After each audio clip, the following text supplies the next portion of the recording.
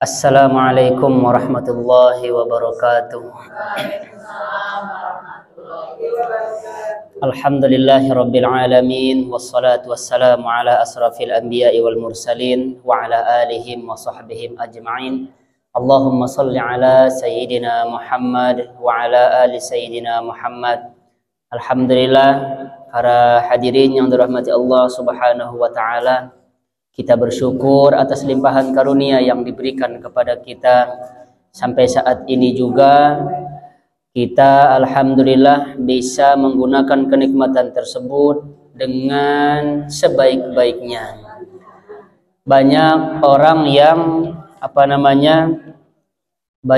yang mengatakan tahun 2025 harus lebih baik. Nah, tahun 2025 kita juga mudah-mudahan ya yang punya hutang lunas. Ini tarik. 2025 apa ya yang belum umroh, yang belum haji, mudah-mudahan Allah Subhanahu wa taala mempermudah bagi kita untuk haji dan umroh. Semua harus jadi lebih baik. Pemimpin harus adil. Kemarin ya pemilihannya.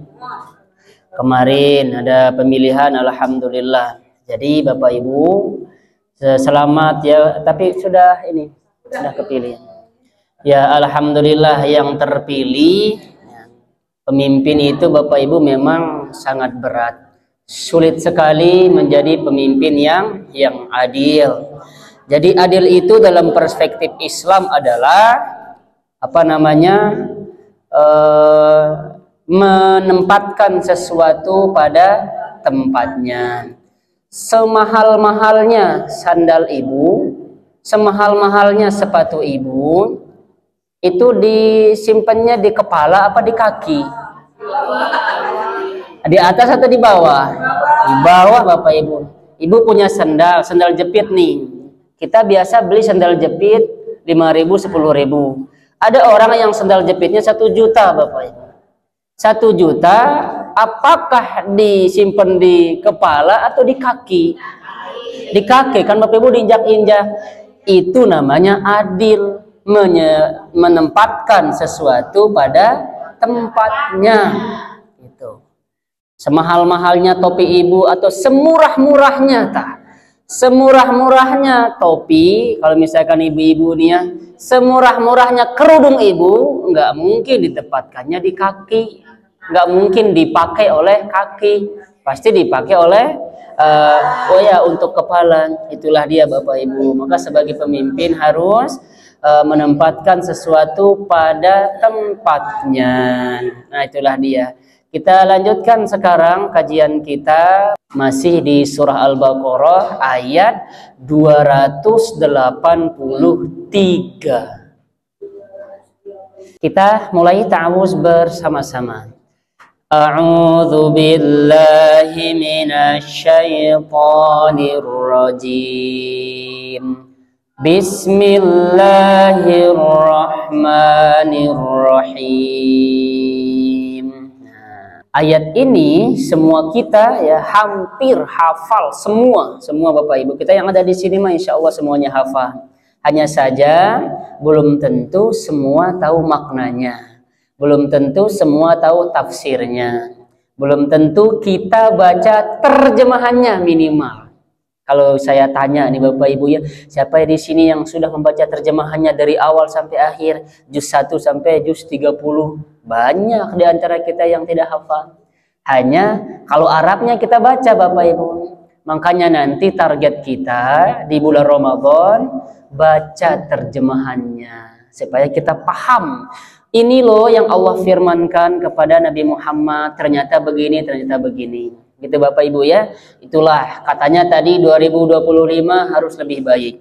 Yang belum pernah baca terjemahannya 2025 baca terjemahan dari Al-Fatihah sampai An-Nas. Nah Bapak Ibu ya, sebulan juga bisa insya Allah. Sekarang kita akan bahas maksud daripada ayat ini. Milik Allah ya Bapak Ibu ya, semua yang ada di langit dan ada yang di bumi. Semuanya itu milik Allah, baik itu yang di langit ataupun yang di bumi. Termasuk kita yang ngaji di sini itu adalah milik Allah. Anak-anak kita adalah milik Allah. Jadi terserah Allah Bapak Ibu. Mau mengambil suami, terserah Allah. Mau mengambil ibu dulu, terserah Allah. Bahkan mengambil anak kita dulu, terserah Allah. Begitu juga dengan harta kita. Gampang Bapak Ibu bagi Allah. Yang kaya-kaya gampang bagi Allah untuk menjatuhkan langsung kedudukannya sampai ke bawah-bawahnya. Gampang bagi Allah. Karena semuanya adalah milik Allah. Jadi tidak usah disombong-sombongkan. Gampang sekali bagi Allah Bapak Ibu ya, membuat kondisi kita ini di atas ataupun di bawah. Dan belum tentu Bapak Ibu, kalau ekonomi kita tinggi begitu, belum tentu itu letak kemuliaan kita. Bisa jadi orang yang kita pandang yang di bawah itu justru lebih mulia daripada kita. Kita beli ini mampu, sedangkan tetangga kita beli beras 1 pekan misalkan nggak mampu. Bisa jadi dia jauh lebih mulia daripada kita. Karena Allah tidak melihat harta. Allah melihat bagaimana manfaat daripada harta itu tersendiri. Manfaat nggak tangan kita, manfaat nggak lisan kita, manfaat tidak kaki kita. Kan banyak orang yang sehat, tetapi 5 meter dari masjid nggak bisa Bapak Ibu. Itu tidak bermanfaat kakinya. Manfaat nggak mata kita, itu yang dilihat oleh Allah, bukan dari segi materi saja. Alhamdulillah kalau ada orang kaya dia gemar bersedekah, dia dermawan, itu jauh lebih baik Bapak Ibu. Begitu juga dengan Bapak Ibu ya, hati kita. Apa yang kita sembunyikan, apa yang nampak, atau apa yang ingin kita ucapkan, Allah semua tahu Bapak Ibu. Itu maknanya ayat yang kita baca ini. Ibu misalkan sedekah, Allah tahu ibu ria atau tidak, ibu ikhlas atau tidak, Allah mah tahu. Kalau manusia tidak tahu Bapak Ibu. Ibu tahu nggak saya ngajar di sini ikhlas apa tidak? Ibu nggak tahu. Allah yang tahu, saya dan Allah yang tahu. Ibu datang ke sini misalkan niatnya ikhlas apa tidak, hanya ibu yang tahu dan Allah. Ibu munafik apa tidak, hanya ibu yang tahu dan Allah, bukan orang. Oh kamu mah munafik, nggak bisa Bapak Ibu. Makanya ada tolak ukurnya. Orang munafik itu cirinya salah satunya adalah dia susah untuk sholat subuh. Nah sekarang nilai ke diri sendiri. Apakah selalu bangun jam 8, selalu bangun jam 9 atau tidak? Itu kita nilai sendiri-sendiri Bapak Ibu. Rasulullah mengatakan demikian. Sholatnya orang munafik yang susah, yang berat adalah sholat subuh. Bisa jadi kalau kumpul-kumpul gini, kita pura-pura jadi orang baik. Allah mah tahu kita pura-pura jadi baik apa tidak. Allah tahu semuanya Bapak Ibu. Tidak ada yang tersembunyi bagi Allah. Termasuk malaikat yang ada di kiri dan kanan kita. Makanya itu dia pentingnya iman. Oleh karena itu Bapak Ibu, 2025 harus jadi lebih baik. Yang tadinya suka ngerendahin orang, sekarang mah jangan. Yang tadinya sedekah untuk ria, sekarang mah jangan. Sholat hanya ingin dilihat oleh orang, jangan. Udah apa manfaatnya? Tidak ada gunanya semua hal itu Bapak Ibu. Ya kita perbaiki. Nah itu dia ayat ini Bapak Ibu maksudnya. Oleh karena itu sekarang mah kita harus lebih mengenal Tuhan kita. Kita lebih mengenal Allah. Apapun yang kita lakukan, niat kita baik ataupun buruk, Allah mah sudah tahu. Kita lanjut sekarang ayat, saya jelasin yang terakhirnya Bapak Ibu.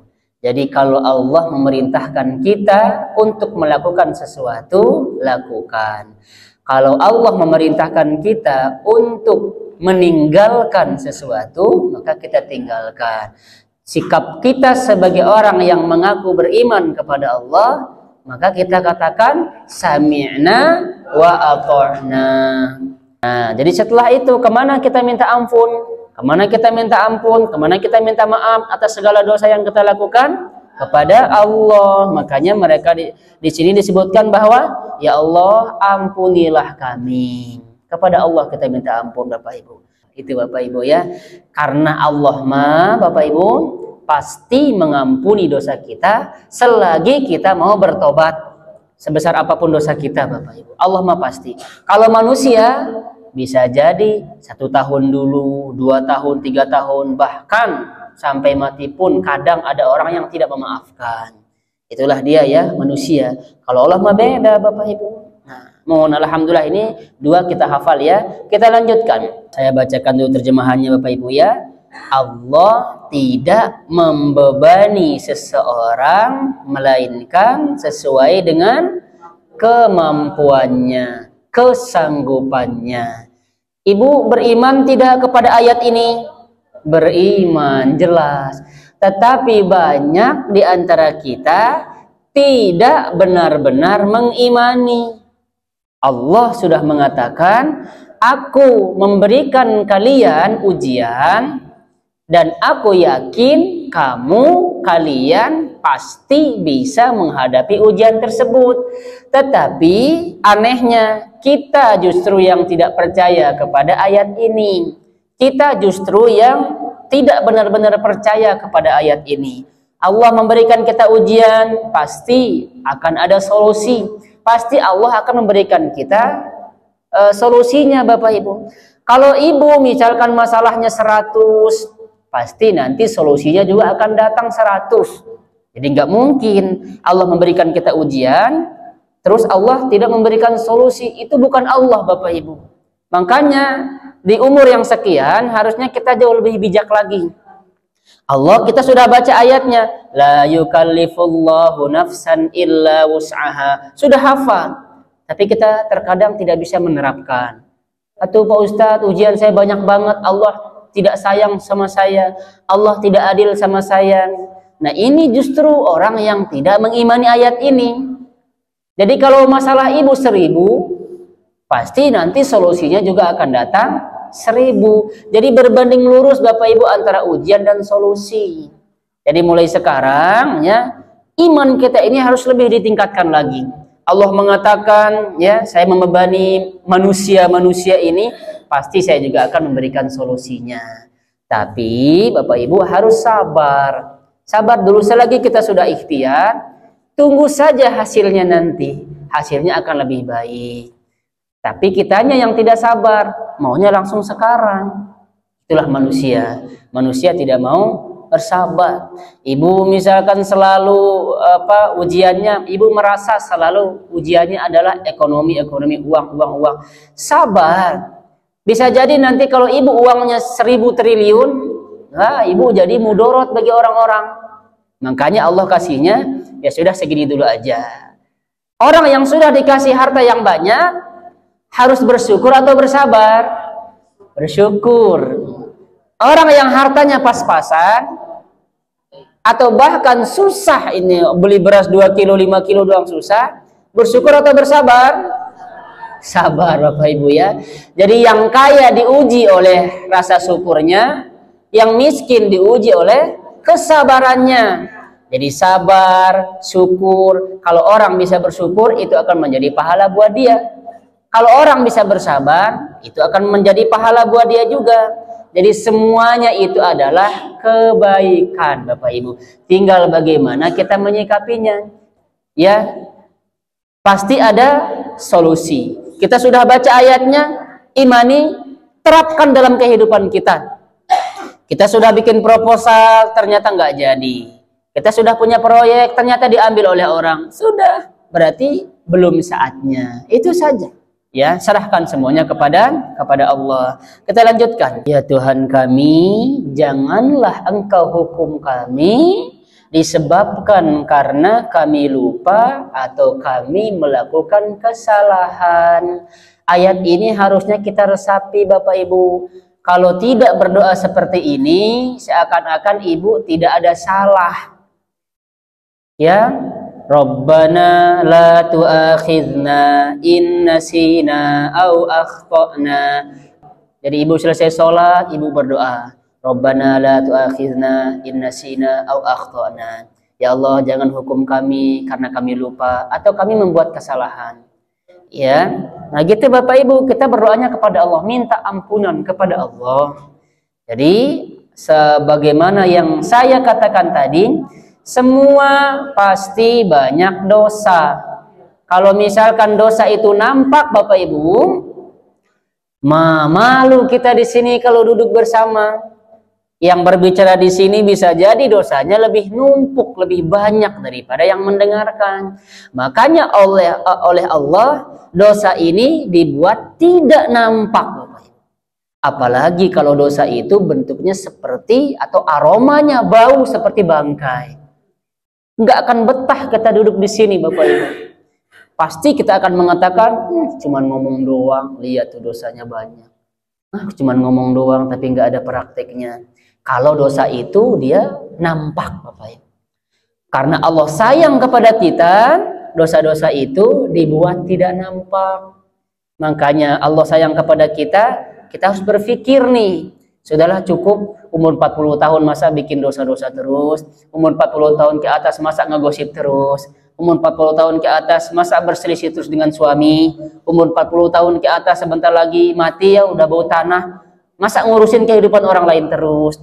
Masa mencari kesalahan-kesalahan orang lain terus? Udah bukan waktunya lagi, Bapak Ibu. Harusnya umur 40 tahun ke atas lebih fokus lagi hubungannya dengan Allah, bukan kepada mengumbar-ngumbar aib orang lagi, bukan. Nggak ada gunanya, Bapak Ibu. Nggak ada lagi ya. Udah mulai sekarang 2025 ini rubah diri kita menjadi lebih baik. Keyakinan kita semakin mantap, iman kita semakin bagus, semakin meningkat, itu intinya Bapak Ibu ya. Sehingga kalau kita terapkan demikian, insya Allah masalah-masalah dari kehidupan kita pasti ada solusi. Kita lanjut. Jadi kalau kita ada beban, kalau kita ada masalah yang menurut kita belum mampu, minta ke Allah, Bapak Ibu. Ya Allah, saya rasa ujianku ini berat ya Allah. Saya tidak bisa memikulnya ya Allah.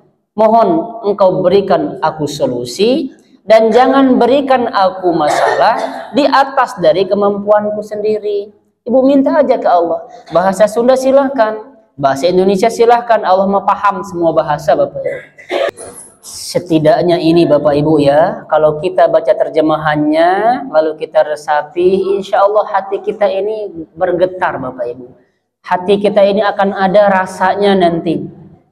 Ada perubahan nanti dalam hati kita ya.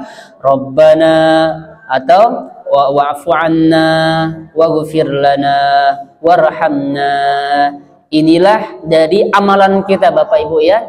Termasuk ketika kita sholat kan kita sholat kita baca yang ini juga. Rabbi ghfirli warhamni wajburni warfa'ni warzuqni wahdini wa'afini wa'fu anni. Itu tes sudah lengkap Bapak Ibu. Jadi Ibu kalau misalkan sudah selesai sholat hanya zikir sebentar, itu juga sudah mencukupi. Karena doa-doa yang kita inginkan di muka bumi ini sudah ada ketika kita berdoa di waktu sholat. Ibu misalkan bangun dari sujud kan Ibu baca Rabbi ghfirli. Kalau orang tidak diampuni oleh Allah kan orangnya celaka. Makanya kita berdoa Rabbi ghfirli. Warhamni, kalau Allah tidak merahmati orang kan celaka. Nah, ya. Wahdini, kalau kita tidak meminta petunjuk kepada Allah, nggak mungkin Allah memberikan kita petunjuk. Kalau orang tidak diberikan petunjuk, neraka.